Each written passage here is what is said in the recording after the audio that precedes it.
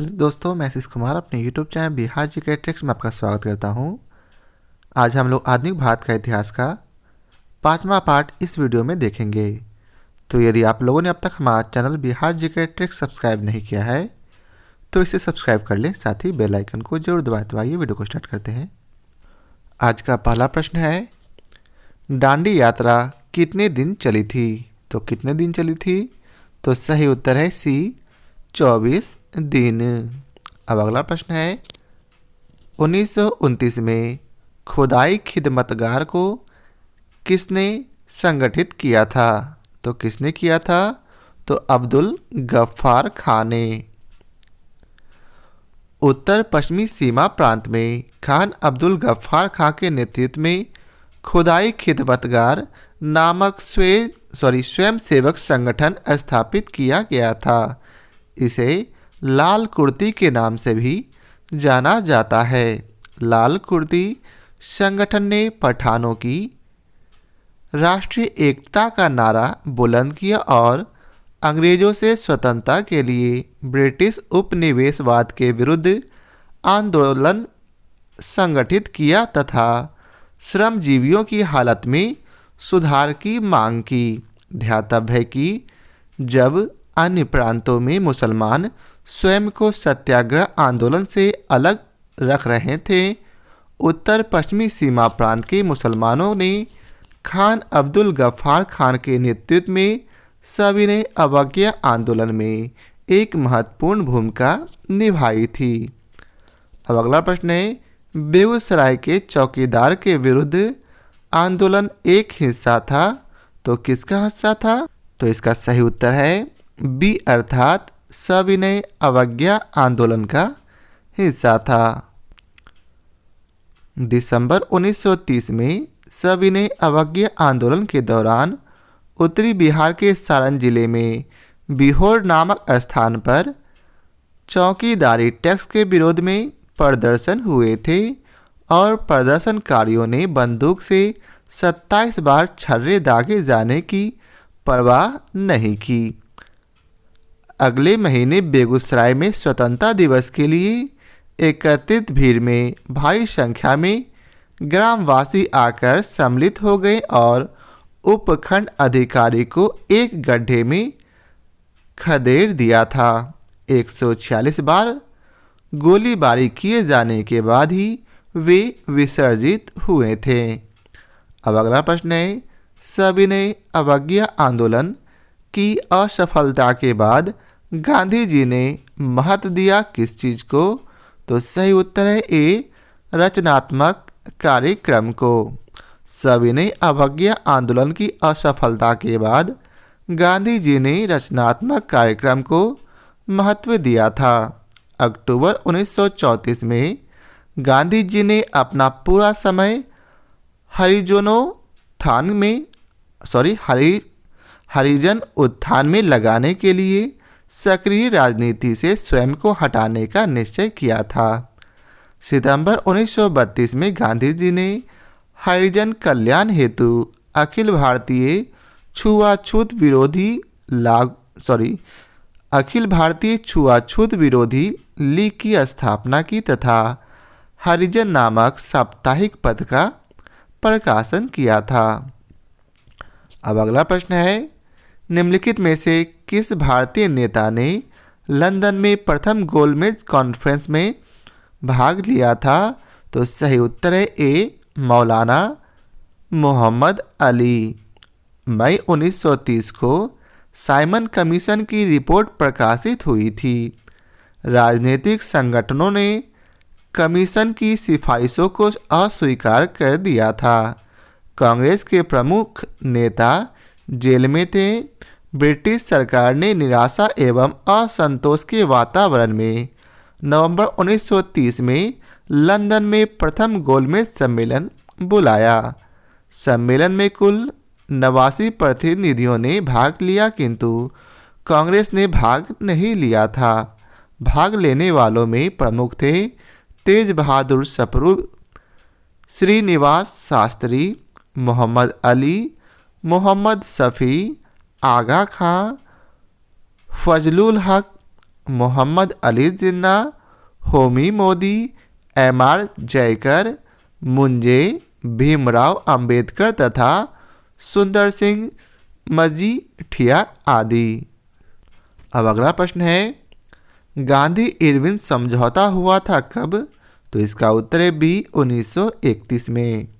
Gandhi Irwin समझौता 5 मार्च 1931 को संपन्न हुआ। इस समझौते के अनुसार गांधी जी के नेतृत्व में कांग्रेस सविनय अवज्ञा आंदोलन स्थगित करने के लिए तैयार हो गई। सभी युद्ध बंदियों जिनके विरुद्ध हिंसा का आरोप नहीं था को रिहा करने का आदेश दे दिया गया।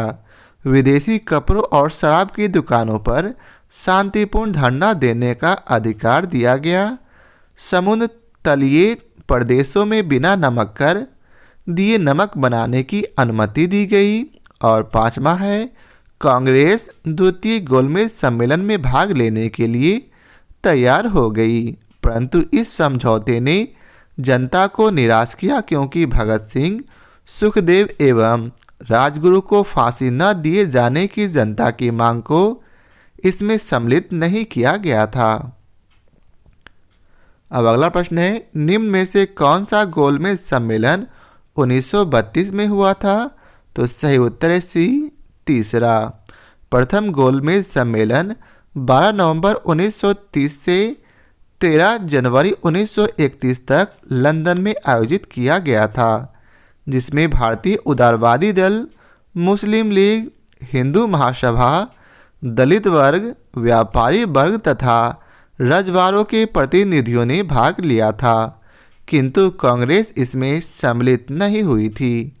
दूसरा गोलमेज सम्मेलन लंदन में 7 सितंबर 1931 से 1 दिसंबर 1931 चला था। इसमें कांग्रेस के एकमात्र प्रतिनिधि के रूप में गांधी जी ने हिस्सा लिया। लंदन में तीसरा गोलमेज सम्मेलन 17 नवंबर 1932 से 24 दिसंबर 1932 तक चला था। कांग्रेस ने इस सम्मेलन का बहिष्कार किया। अब अगला प्रश्न है, भारतीय राष्ट्र कांग्रेस ने किस गोलमेज सम्मेलन में भाग नहीं लिया? तो इसका सही उत्तर है ई। अब अगला प्रश्न है, द्वितीय गोलमेज सम्मेलन किस प्रश्न पर असफल रहा था? तो सही उत्तर है ए, सांप्रदायिक प्रतिनिधित्व। द्वितीय गोलमेज सम्मेलन 7 सितंबर 1931 को प्रारंभ हुआ, जिसमें महात्मा गांधी कांग्रेस के एकमात्र प्रतिनिधि के रूप में सम्मिलित हुए थे। यह सम्मेलन सांप्रदायिक समस्या पर विवाद के कारण पूरी तरह असफल रहा।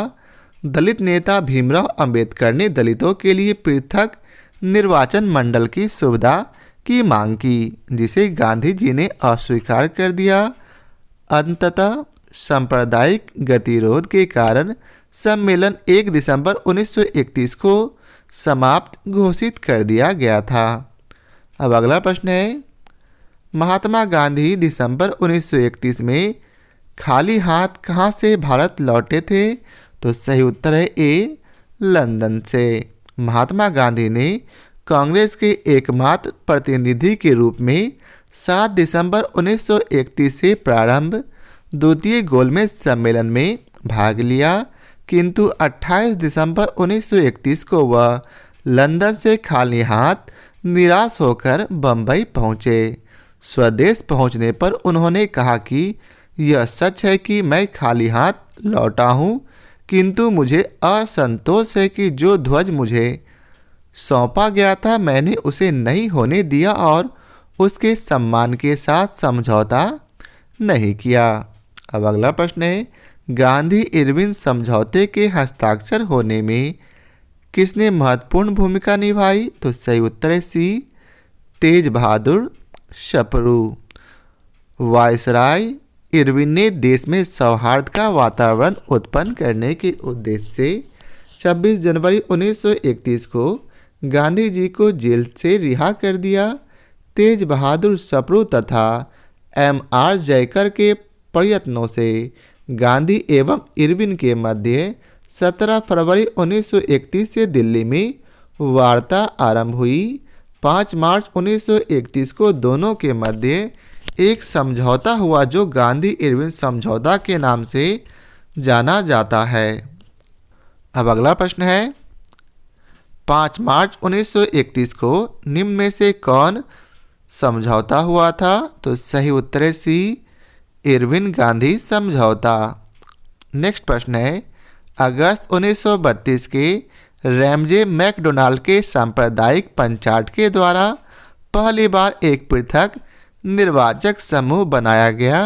तो सही उत्तर है डी, अछूतों के लिए।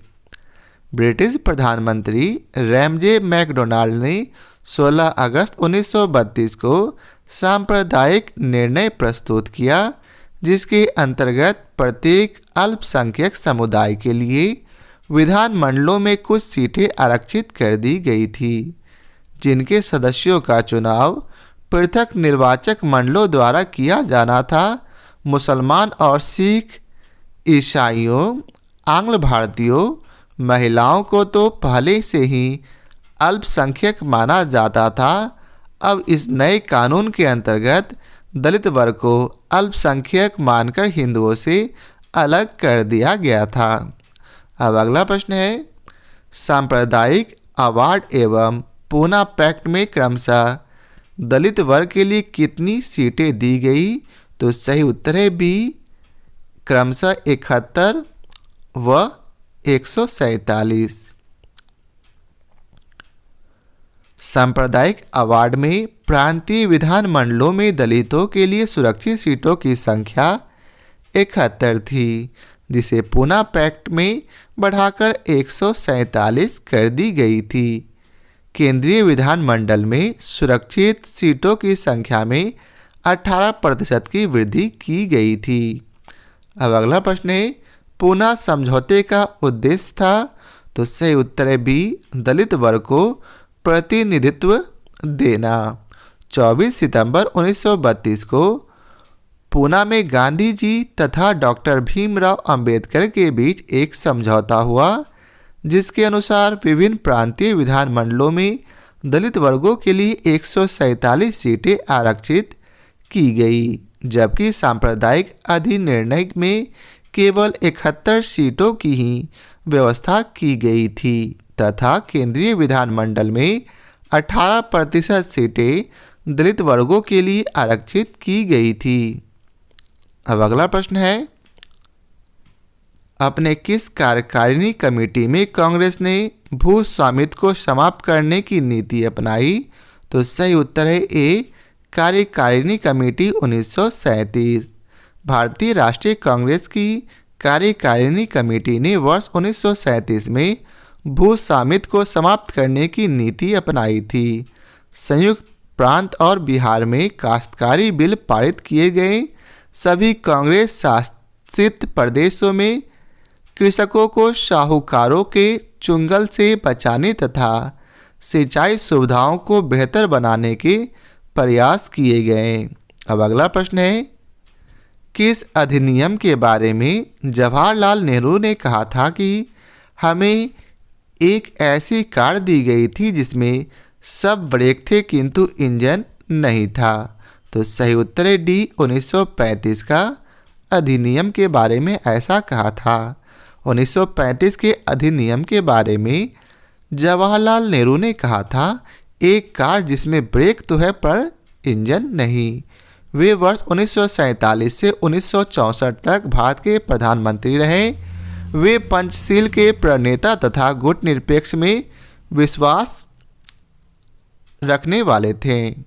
अब अगला प्रश्न है फरवरी 1938 में बिहार की चुनी गई सरकार ने किस कारणवश इस्तीफा दिया था? तो सही उत्तर है डी, राजनैतिक बंदियों को छोड़ना। वर्ष 1935 के भारत सरकार अधिनियम के आधार पर फरवरी 1937 में प्रांतीय विधानमंडल के चुनाव हुए। जुलाई 1937 के दौरान 6 प्रांतों में कांग्रेस ने अपने मंत्रिमंडल गठित किए। ये प्रांत थे मद्रास, बम्बई, मध्य प्रांत, उड़ीसा, बिहार और संयुक्त प्रांत। वर्ष 1937 के चुनाव में राजनैतिक कैदियों की रिहाई कांग्रेस के प्रमुख मुद्दों में से एक था। कांग्रेस के विभिन्न राजकीय सरकारों ने राजनैतिक कैदियों को रिहा करने का प्रयास किया, परंतु राज्य के गवर्नरों ने इस प्रयास का विरोध किया, जिसके परिणाम स्वरूप उत्तर प्रदेश एवं बिहार की चुनी हुई कांग्रेसी सरकारों ने फरवरी 1938 में त्यागपत्र दे दिया था। अब अगला प्रश्न है, बिहार किसान सभा से कौन जुड़ा था? तो इसका सही उत्तर है ई। बिहार में किसान आंदोलन की शुरुआत स्वामी सहजानंद सरस्वती के नेतृत्व में हुई। स्वामी सहजानंद सरस्वती ने वर्ष 1929 में बिहार किसान सभा की स्थापना की। इस सभा का विस्तार बिहार के गांवों में करने में उन्हें कार्यानंद शर्मा, राहुल सांस्कृतायन, पंचानंद शर्मा, यदुनंदन शर्मा आदि वामपंथी नेताओं का सहयोग मिला था। अब अगला प्रश्न है, कांग्रेस सोशलिस्ट पार्टी की पहली बैठक हुई कहाँ हुई? तो सही उत्तर है सी, पटना में। वर्ष 1934 में पटना में कांग्रेस महासमिति की बैठक के समय ही इन सदस्यों की एक अलग बैठक हुई है, जिसमें अखिल भारतीय समाजवादी दल की स्थापना को औपचारिक मान्यता दी गई है। अब अगला प्रश्न है, अखिल भारतीय किसान कांग्रेस का गठन किया गया था कब? तो सही उत्तर है ए, 1936 ईस्वी में। अप्रैल 1936 में लखनऊ में अखिल भारतीय किसान कांग्रेस की स्थापना हुई, जिसका नाम बदलकर अखिल भारतीय किसान सभा कर दिया गया था। बिहार प्रांतीय किसान सभा के संस्थापक स्वामी सहजानंद सरस्वती इसके अध्यक्ष और आंध्र में किसान आंदोलन के अगुवा तथा कृषि क्षेत्र की समस्याओं के विद्वान एन.जी. रंगा इसके महासचिव चुने गए। फैजपुर में कांग्रेस सत्र के साथ अखिल भारतीय किसान कांग्रेस का भी दूसरा सत्र चला, जिसकी अध्यक्षता एन.जी. रंगा ने की थी। अब अगला प्रश्न है, 1936 में लखनऊ में अखिल भारतीय किसान सभा का प्रथम अध्यक्ष किसे चुना गया?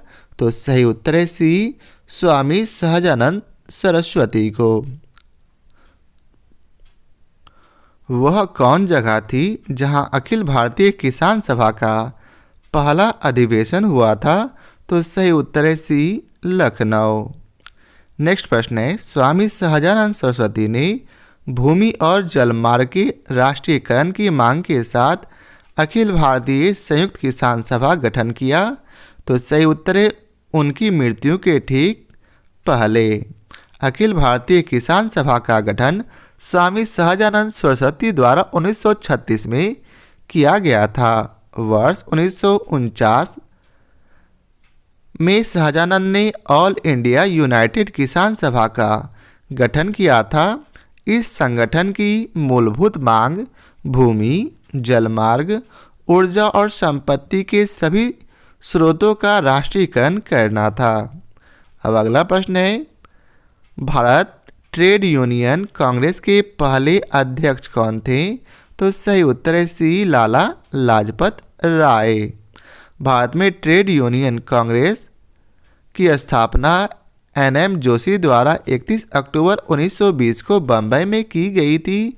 इसकी स्थापना का कारण वर्ष 1919 में अंतर्राष्ट्रीय श्रम संगठन की स्थापना था। इसलिए भारतीय श्रमिक संगठनों ने आपस में संगठित होने का फैसला किया। इसके प्रथम अध्यक्ष लाला लाजपत राय थे तथा उपाध्यक्ष जोसेफ बैप्टिस्टा एवं महामंत्री दीवान चमनलाल बजाज थे। इस संगठन का प्रथम विभाजन वर्ष 1929 में नागपुर अधिवेशन में हुआ था। विभाजन के फलस्वरूप all India trade union federation की स्थापना हुई। इस समय जवाहरलाल नेहरू इसके अध्यक्ष थे। अब अगला प्रश्न है, ट्रेड यूनियन आंदोलन के क्रांतिकारी चरण का समय था। तो सही उत्तर है बी, 1926 से 39 के बीच। ट्रेड यूनियन आंदोलन के क्रांतिकारी चरण का समय वर्ष 1926 से 39 तक माना जाता है। इस दौरान एम.एन. राय, मुजफ्फर अहमद, श्रीपाद ए डांगे, शौकत उस्मानी आदि भारत में ट्रेड यूनियन आंदोलन के प्रमुख नेता थे। अब अगला प्रश्न है, कांग्रेस सोशलिस्ट पार्टी की पहली बैठक पटना में हुई थी किस वर्ष? तो इसका उत्तर है बी 1934 में। अगला प्रश्न है जयप्रकाश नारायण किस पार्टी से संबंधित थे? तो सही उत्तर है सी कांग्रेस समाजवादी पार्टी। कांग्रेस समाजवादी पार्टी की स्थापना अक्टूबर 1934 में की गई थी। कहाँ? तो पटना में। इसके संस्थापक थे आचार्य नरेंद्र देव एवं जयप्रकाश नारायण। इसके अन्य सदस्य थे अशोक मेहता, अच्युत पटवर्धन, मीनू मशानी, डॉक्टर राम मनोहर लोहिया, पुरुषोत्तम विक्रमदास, यूसुफ मेहराले, गंगा शरण सिंह तथा कमला देवी चट्टोपाध्याय आदि। अब अगला प्रश्न है, जयप्रकाश नारायण इस पार्टी से जुड़े थे? तो इसका सही उत्तर है सी कांग्रेस सोशलिस्ट पार्टी से। वर्ष 1934 में कांग्रेस समाजवादी पार्टी का गठन कांग्रेस के भीतर ही जयप्रकाश नारायण, योगेंद्र शुक्ला, मीनू मशानी और आचार्य नरेंद्र देव द्वारा किया गया था। अब अगला प्रश्न है, बिहार सोशलिस्ट पार्टी के संस्थापक थे? तो सही उत्तर है ए जयप्रकाश नारायण। जयप्रकाश नारायण बिहार सोशलिस्ट पार्टी से जुड़े थे। वर्ष 1931 में बिहार सोशलिस्ट पार्टी का गठन गंगा शरण सिंह, राम वृक्ष बेनीपुरी और रामानंद मिश्र आदि ने किया था। अब अगला प्रश्न है, जयप्रकाश नारायण किस नाम से पहचाने जाते हैं? तो सही उत्तर है बी लोकनायक के नाम से। जयप्रकाश नारायण को लोकनायक के नाम से भी जाना जाता है। वर्ष 1942 में भारत छोड़ो आंदोलन के दौरान इन्होंने डॉक्टर राम मनोहर लोहिया तथा अरुणा आशफ अली के साथ मिलकर गुप्त रूप से भारतीय जनता को संगठित किया था। इन्होंने 5 जून 1974 को पटना के गांधी मैदान पर संपूर्ण क्रांति का आह्वान किया। वर्ष 1998 में मरणोपरांत इन्हें भारत रत्न प्रदान किया गया था। अब अगला प्रश्न है, लोकनायक के नाम से किसे जाना जाता है? तो सही उत्तर है सी जयप्रकाश नारायण को। अब अगला प्रश्न है, जयप्रकाश दिवस मनाया गया? तो सही उत्तर है डी अप्रैल 1946 में। 12 अप्रैल 1946 को जेल से रिहा होने के बाद जयप्रकाश दिवस मनाया गया था। अब अगला प्रश्न है, 1938 में भारतीय राष्ट्र कांग्रेस के अध्यक्ष निर्वाचित हुए कौन? तो सुभाष चंद्र बोस। कांग्रेस के हरिपुरा अधिवेशन में सुभाष चंद्र बोस निर्विरोध अध्यक्ष निर्वाचित हुए थे। ज्ञातव्य है कि सुभाष चंद्र बोस वर्ष 1939 में त्रिपुरा अधिवेशन में भी सीतारामैया को हराकर अध्यक्ष पद के लिए जीते थे, लेकिन उन्होंने अप्रैल 1939 में अध्यक्ष पद से इस्तीफा दे दिया तथा डॉक्टर राजेंद्र प्रसाद को सुभाष की जगह नया कांग्रेस अध्यक्ष बनाया गया था। अब अगला प्रश्न है, प्रांतीय सरकारों का गठन निम्नलिखित में से किस अधिनियम के तहत किया गया था? तो सही उत्तर है ए 1935 का अधिनियम के तहत। 1935 के भारत सरकार अधिनियम के आधार पर फरवरी 1937 में प्रांतीय विधानमंडलों के चुनाव, जिनमें कांग्रेस ने अपने प्रतिद्वंदी दलों का सफाया करते हुए 5 प्रांतों अर्थात मद्रास, बिहार, मध्य प्रांत एवं बिहार, संयुक्त प्रांत तथा उड़ीसा में पूर्ण बहुमत प्राप्त किया था। कांग्रेस बम्बई, असम तथा उत्तर पश्चिम प्रांत में सबसे बड़े दल के रूप में उभरी।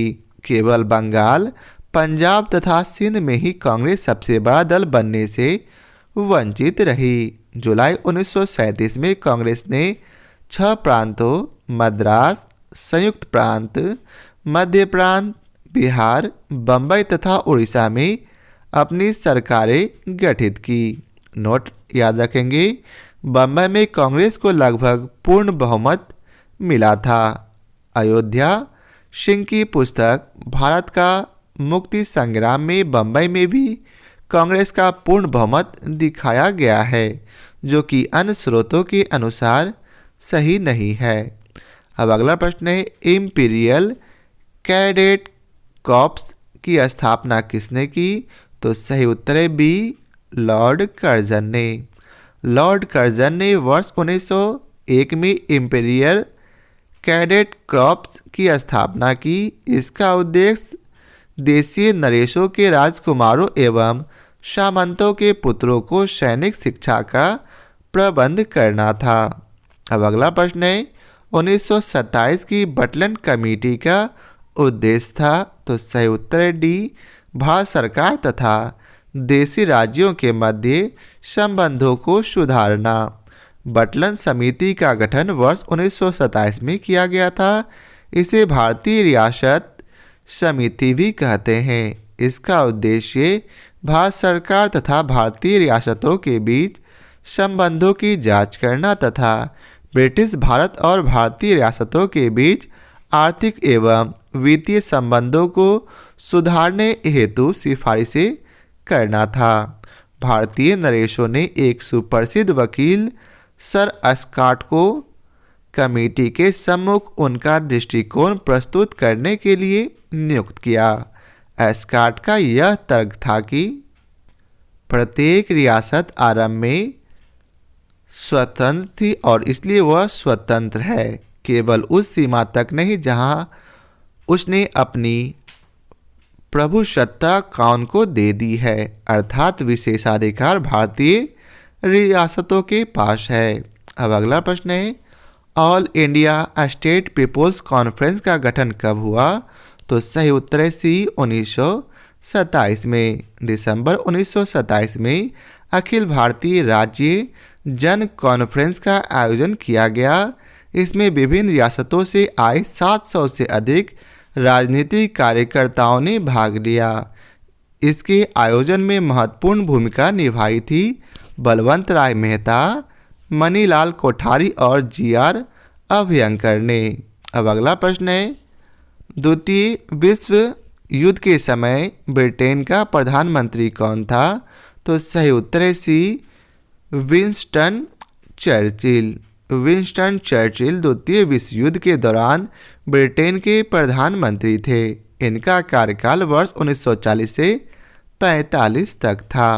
अब अगला प्रश्न है, नाउ और नेवर पैम्पलेट किसने लिखा?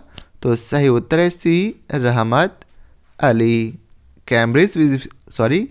कैम्ब्रिज विश्वविद्यालय का एक छात्र चौधरी रहमत अली ने वर्ष 1933 में लिखे एक पर्चे में, जिसका शीर्षक था अभी नहीं तो कभी नहीं, में एक नई अस्मिता के लिए एक अलग राष्ट्रीय दर्जे की मांग की थी, जिसे उसने पाकिस्तान नाम दिया था।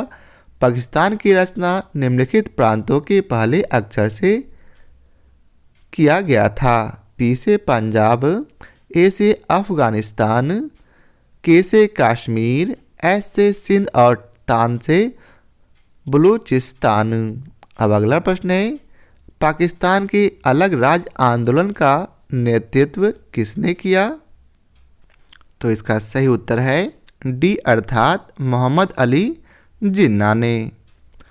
22 से 24 मार्च 1940 को मुस्लिम लीग का अधिवेशन लाहौर में हुआ था। इसकी अध्यक्षता मोहम्मद अली जिन्ना ने की थी। इस अधिवेशन में भारत से अलग एक मुस्लिम राष्ट्र पाकिस्तान की मांग की गई थी। जिन्ना ने अधिवेशन में भाषण देते हुए कहा था कि वे एक अलग मुस्लिम राष्ट्र के अतिरिक्त और कुछ स्वीकार नहीं करेंगे। अब अगला प्रश्न है, मुस्लिम लीग द्वारा पाकिस्तान की स्थापना की मांग करने वाला प्रस्ताव पारित किया गया किस वर्ष? तो सही उत्तर है सी 1940 में।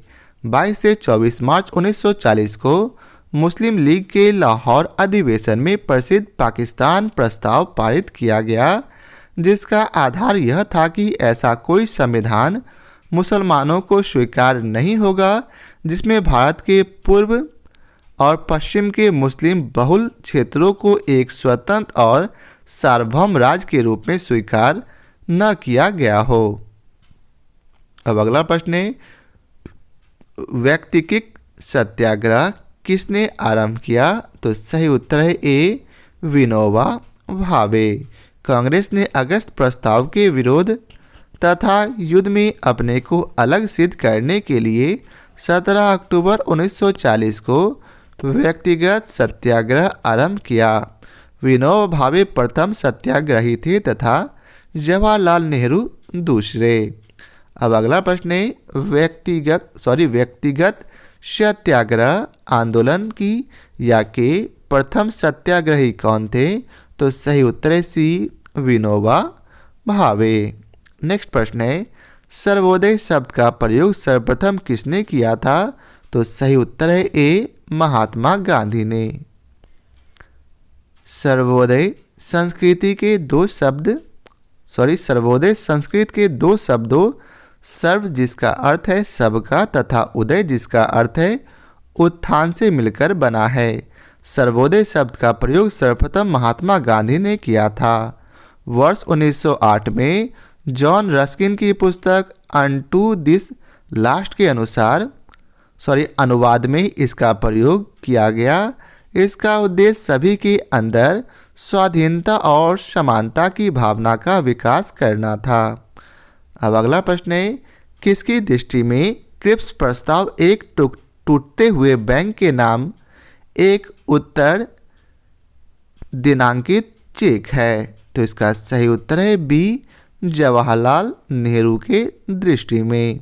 रंगून पर जापानी सैनिकों का अधिकार हो जाने पर अमेरिका के दबाव में ब्रिटिश सरकार ने ब्रिटिश मंत्रिमंडल के एक सदस्य सर स्टैफोर्ड क्रिप्स को भारत भेजने का निर्णय लिया ताकि भारतीय नेताओं के साथ बातचीत करके कोई समाधान ढूंढा जा सके।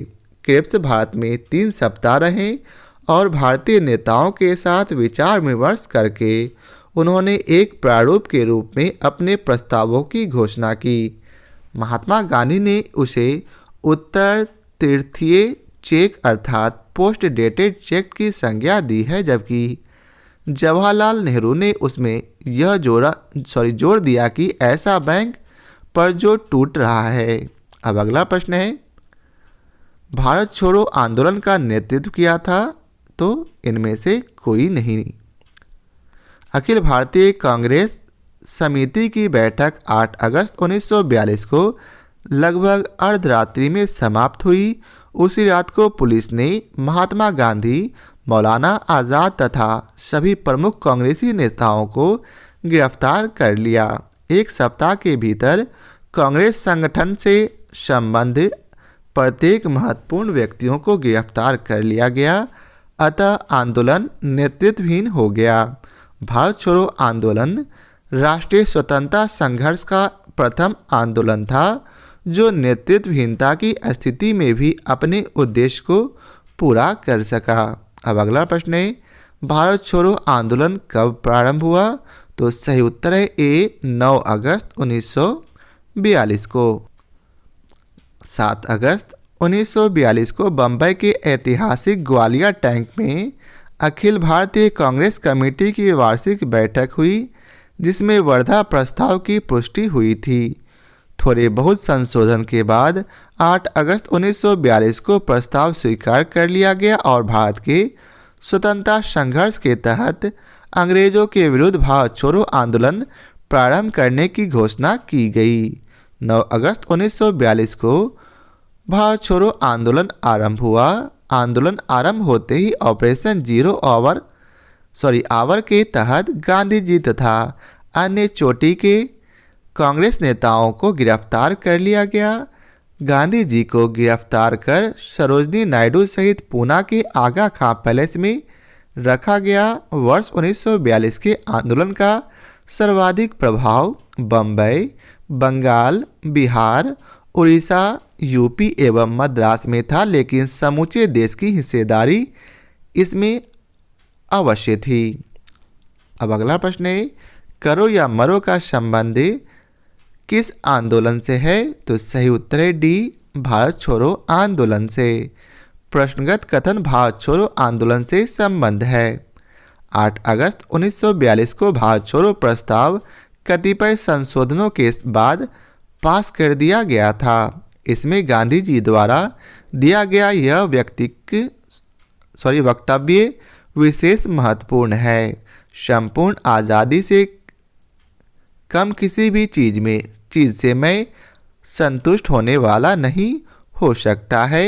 नमक टैक्स, शराबखोरी आदि को खत्म करने का प्रस्ताव अंग्रेज सरकार दे दे, किंतु मेरे शब्द होंगे आज़ादी से कम कुछ भी नहीं। मैं आपको एक मंत्र देता हूँ, करो या मरो। इस मंत्र का आशय है या तो हम भारत को आज़ाद कराएंगे या आज़ादी के प्रयास में दिवंगत होंगे।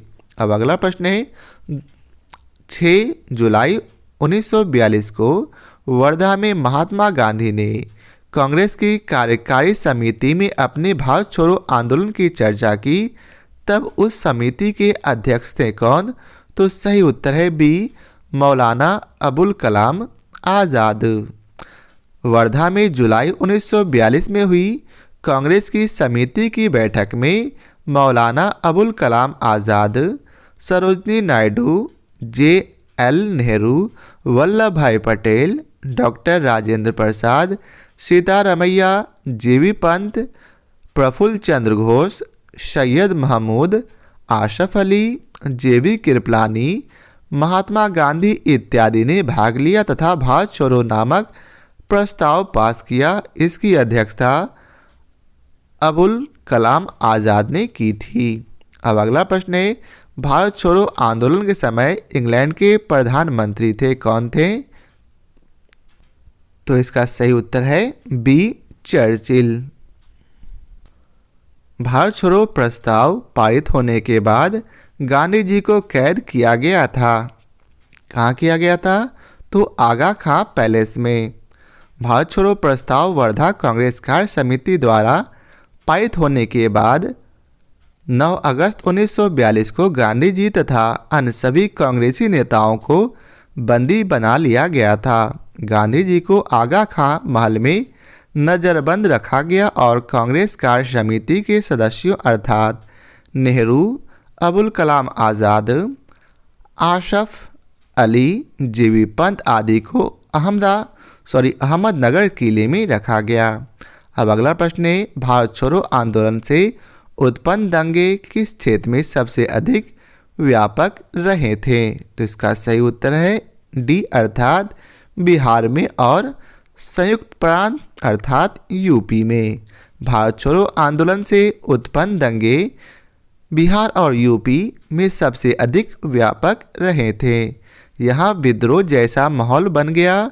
पूर्वी यूपी में आजमगढ़, बलिया और गोरखपुर तथा बिहार में गया, भागलपुर, सारण, पूर्णिया, शाहाबाद, मुजफ्फरपुर और चंपारण स्वतः स्फूर्त जन विद्रोह के मुख्य केंद्र रहे थे। अब अगला प्रश्न है, डॉक्टर राजेंद्र प्रसाद को 9 अगस्त 1942 को गिरफ्तार करके भेजा गया। कहाँ भेजा गया? तो सही उत्तर है डी, बांकीपुर जेल। 9 अगस्त 1942 को गांधी तथा अन्य सभी प्रमुख कांग्रेसी नेताओं को बंदी बना लिया गया। गांधी जी और सरोजनी नायडू को पूना के आगा खां के महल में नज़रबंद रखा गया और कांग्रेस कार्य समिति के सदस्यों को अहमदनगर किले में रखा गया। कांग्रेस कार्य समिति के सदस्य राजेंद्र प्रसाद बम्बई नहीं आए थे, अतः उन्हें पटना में ही गिरफ्तार कर पटना जेल में नज़रबंद रखा गया। तो आज का ये आखिरी प्रश्न था। आशा करता हूँ आप लोगों को हमारा यह वीडियो पसंद आया हो। यदि आप लोगों को हमारा यह वीडियो पसंद आया हो तो लाइक और शेयर जरूर करें। फिर मिलते हैं नए पार्ट के साथ और अगले पार्ट में आधुनिक भारत का सभी प्रश्न खत्म हो जाएंगी। तो अगले पार्ट तक ज़रूर इस वीडियो को देखें।